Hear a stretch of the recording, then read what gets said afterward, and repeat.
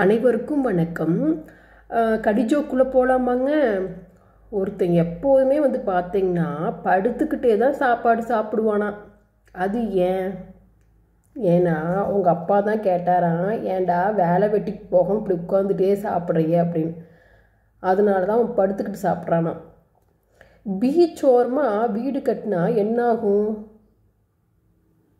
ஒன்றும் ஆகாது, காசு தான் செலவாகும். ஓகேங்க. கடுகு சிறுத்தாலும் டேஸ் குறையாது. இது ஒரு பழமொழி. கடுகு சிறுத்தாலும் டேஸ் குறையாது. ஆன்சர் தெரிஞ்சுன்னா கமெண்ட் பண்ணுங்கள். இன்னொன்று, நான் 4 வேர்டு சொல்கிறேன், அதை நீங்கள் சேர்த்து சொல்லுங்கள். இது ஒரு பழமொழி. ஊர்க்குருவி உயர பறந்தாலும் உயர பருந்தாகாது. கண்டுபிடிச்சிட்டிங்களா? உயர உயர பறந்தாலும் ஊர்க்குருவி பருந்தாகாது. நாளை சந்திக்கலாம்.